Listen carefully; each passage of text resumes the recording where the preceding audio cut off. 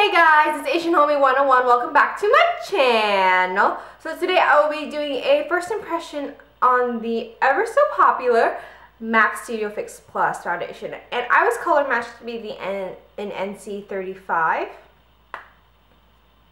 And this is what it looks like. So the compact itself is pretty bulky, it's pretty thick, but it's not in comparison to my other compacts. Let me grab those really quickly and let me show you what they look like.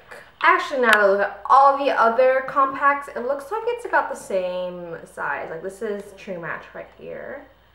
And MAC Studio Fix foundation is slightly bit more domed, but that's about it. The only compact I have here, the compact I do have that's bigger than the Studio Fix powder foundation, is the Shiseido one. And so you can see, this is a real, I don't know if this is a compact they still make now, but this is a really old one that's broken. But as you can kind of see, this one is slightly thicker than this one. Yeah, I have initially thought this was a pretty bulky packaging, but apparently in comparison to the other compacts I have in my collection, this really isn't that bulky. I just thought it was. And so yeah, so NC is more the yellow tone base and NW is more of the pink tone base, so that's why they went with NC, and so the C doesn't stand for cool.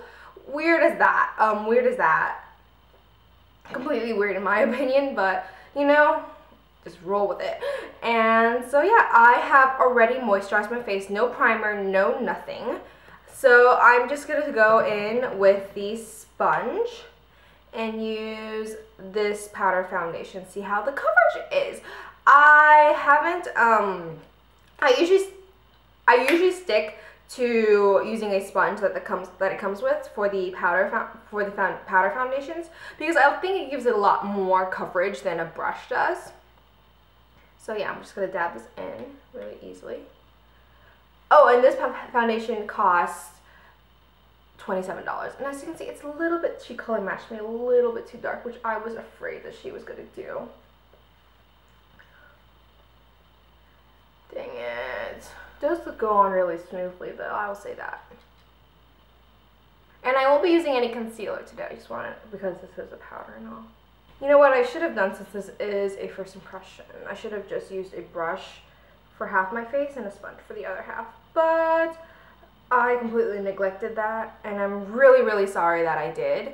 So definitely, well, at least do a look with this using a brush instead of a sponge. It's a little too orange for me though.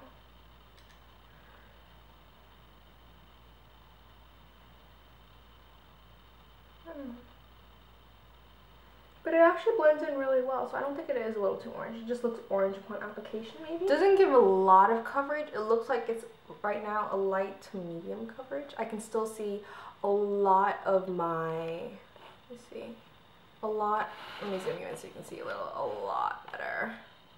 A lot of like darks, like hyperpigmentation, things of that nature. And of course it's going to be like overexposed as anything, but that's okay. Hyperpigmentation, like I see a lot of my spots peeking through, things like that. Not the end of the world, of course, but not what you, certainly not what I was expecting, to be honest. And it is certainly not clinging to my dry patches really well. Here, let me show you. Okay, so I've changed the lighting so you guys can see a lot better now, and if you can, I don't know if you guys can see it, but I mean, you should see a lot better than I had it before, where it was overexposed as anything.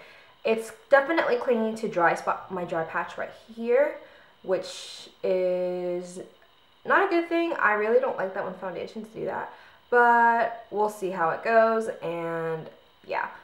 So right now I can safely say that this foundation is not really meant for whatchamacallits, dry skin at all. And if you have any dry patches, you basically need to make sure that you exfoliate and moisturize the heck out of the heck. But even then, I don't think it worked out, because I actually I exfoliated using a cleansing brush this morning, and I moisturized. I used 2 moisturizers this morning, so I see absolutely no reason why my skin looked why the foundation should have clinged to that. So I guess it was a really dry area. I don't know. So yeah, I'm going to check back with you in a couple hours with the rest of my makeup done and let you know how this foundation is wearing. Of course, I will be not putting any setting powder, no setting powder, no setting spray, nothing, none of that business. And so yeah, I'll let you guys know what I think in a couple of hours. Alrighty, bye-bye. Hey guys, so I'm back for another quick update. It's been about 2 hours since I last saw you guys. It's now 12, and when I forgot to mention the fact that what time it was right before I left, but it was 10 o'clock when I left, so it's, yeah, like I said before, it's about 2 hours now, and my face doesn't look oily at all. I'm just looking at the reflection on my mirror of my phone, which, and it doesn't look any oily. It doesn't look, my face still looks pretty matte.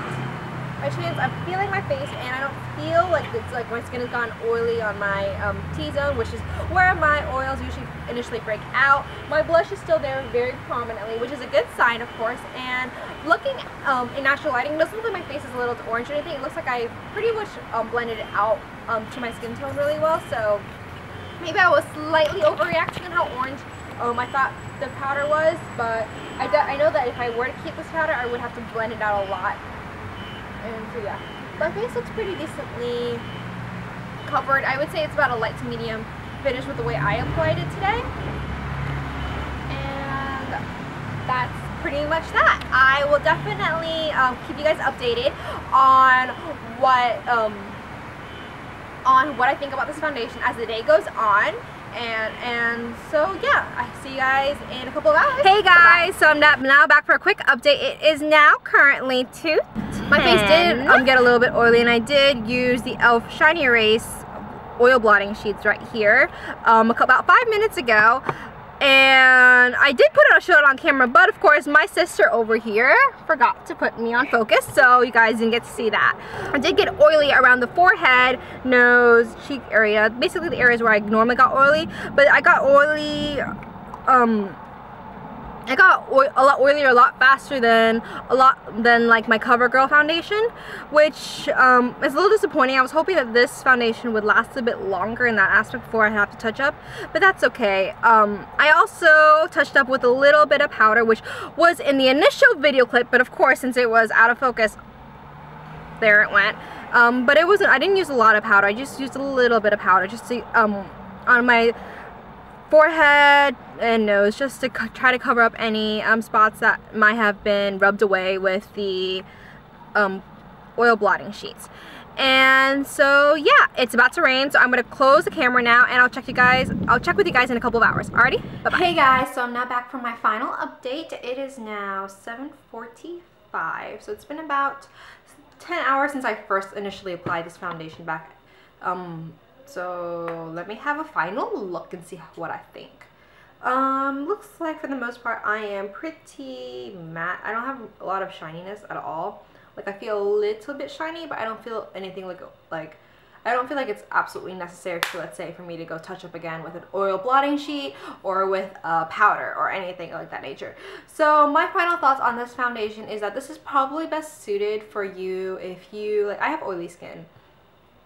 And I think it's best suited for if you have, let's say, like normal to oily skin and you live in a pretty decently humid climate, but not too humid of a climate. Like today, we weren't experiencing too much humid climate in Florida. It was only 85 degrees, like max today, which is honestly like a rarity during the summer. Usually it's a lot hotter. It's like in the 90s, 95s, if not higher, and the humidity is like crazy. But today, for some reason, I think honestly I lucked out on this, on the weather. But besides that, I do think I will be enjoying this powder. I will have to, unfortunately, be mindful and touch up relatively a lot in comparison to like me using the CoverGirl foundation, the Estee Lauder foundation, or even the Lancome and the Lancome foundation that I love, the Top Miracle. I don't have to touch up as much as I do here. I've only had to touch up once today though, and it's lasted pretty well so far, but I'm really honestly afraid to see what the weather, being hotter as the summer keeps going on. I'm afraid to see how this foundation will last with the extremely humid weather. I will be continuing to test this foundation out and definitely let you guys know what my thoughts are after I test this product out for like a couple of weeks or so. Maybe bring this product with me to Canada and test it out and see how it is on how this product functions with the weather over there in comparison to the weather over here. So, you know, just to like guys test it out. I will be posting a fully detailed review of this foundation up on my blog whenever that's ready. I know I haven't gotten around to doing a detailed review on the OCC lip tar. It's because I honestly haven't formulated a really insane opinion on them, whether or not I like them, really like them, not like them, that type of thing. But so yeah, I hope you guys enjoyed this video. Let me guys know what you think.